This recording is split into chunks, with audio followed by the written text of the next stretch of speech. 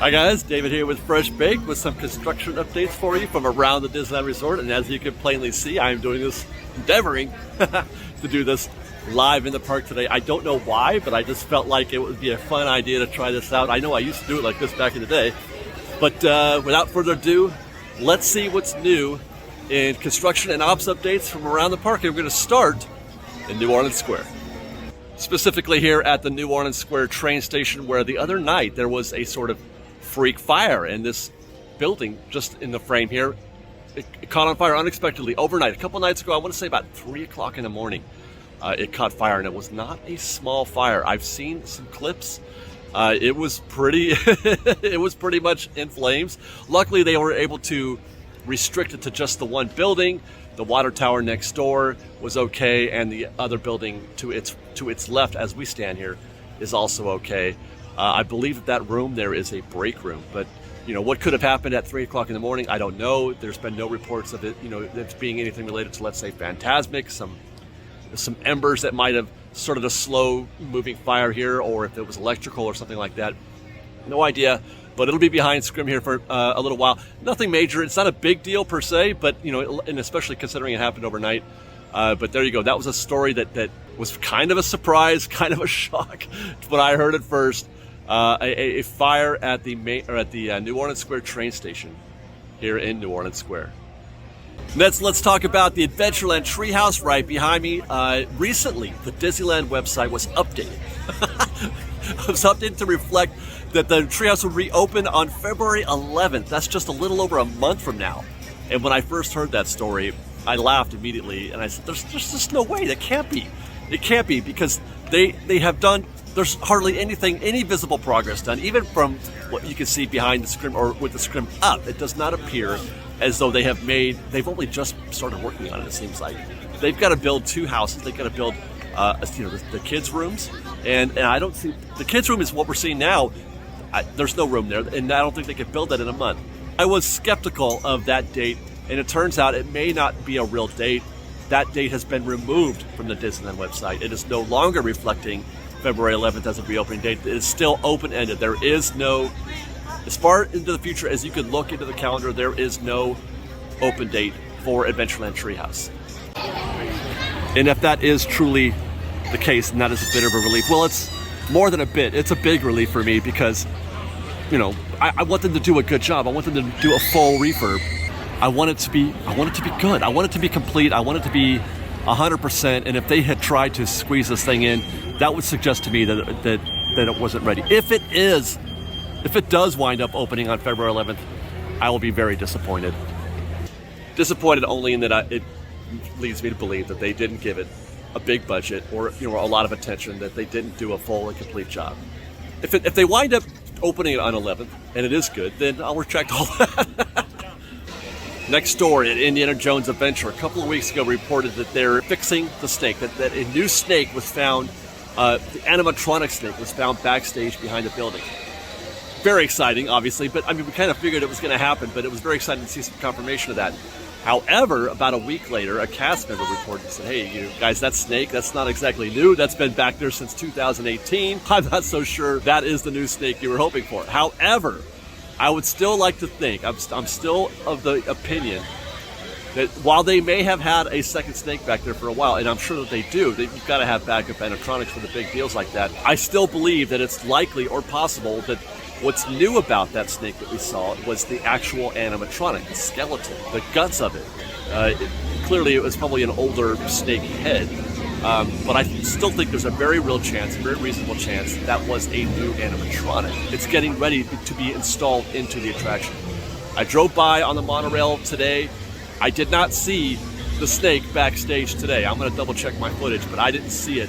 So the fact that it has since disappeared is also a good sign. I still think that is a new snake. I still think that new snake is getting installed here at Indiana Jones Adventure.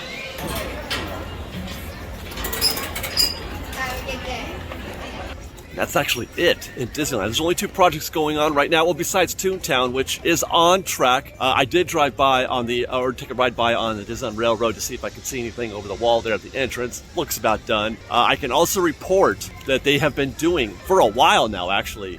Cast member, I don't want to call it cast member previews, but they're letting cast ride the attraction. So Runaway Railway is definitely complete. Probably has been for a minute. Waiting for January 27th. They're probably trying to, just coincide that with the 100th anniversary beginning. They could probably open it sooner if they wanted to. And then they got just a little bit more to go, I would think, with the rest of Toontown, which is going to reopen in late March. However, we are now in downtown Disney. I'm heading over there to check up on Ralph Brennans Jazz Kitchen, which has had an interesting development.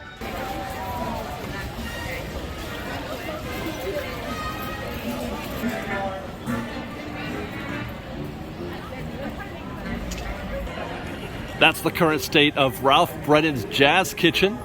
We reported in our last update that they had closed the bottom level here, as you can see, and that there was dining available only upstairs. Now, at the time when we reported this, I wasn't too disappointed. It wasn't so bad. I can kind of dig what they're doing upstairs there. We did have reason to be concerned. Obviously, the concept art doesn't look great. But recently, a friend of the show, Parker Powers, dined upstairs in the only section that's open up there. And the photos that he provided are shocking, to say the least. I don't know.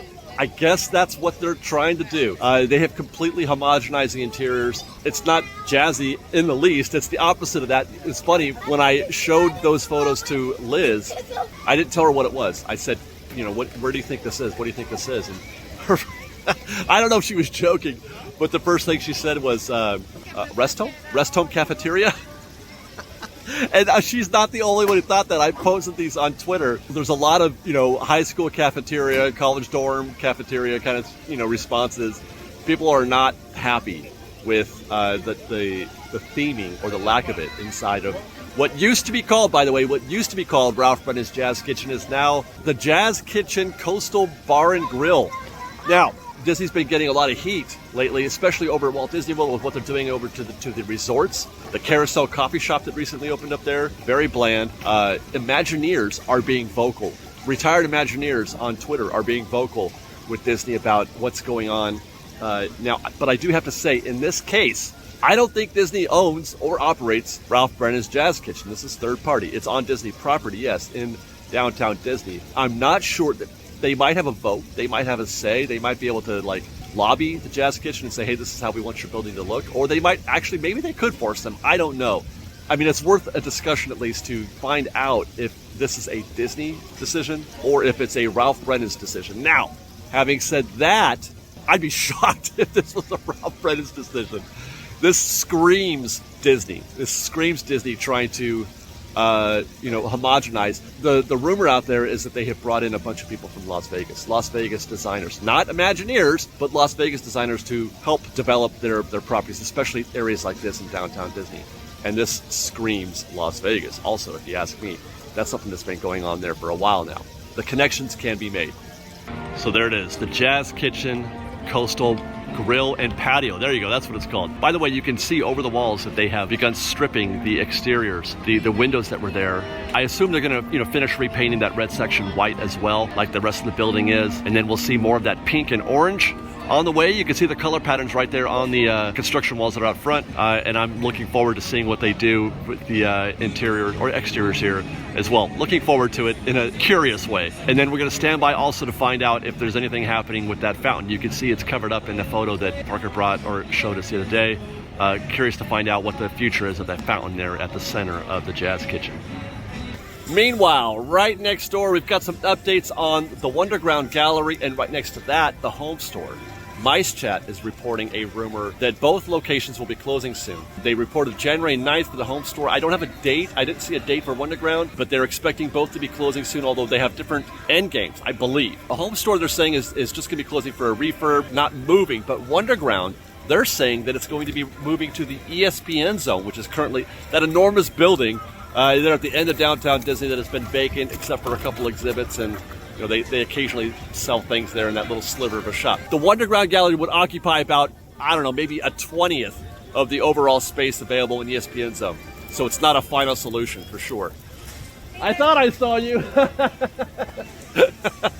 Meanwhile, they're suggesting that it's possible that the home store could be, expanding into the Wonderground space. Both of those locations are very small, so they could both probably use a little more space. I, however, think that the home store situation may be more related to what's happening with Catal. Catal is going to go through a retheming. You've seen the concept art for that. That's going to be changing.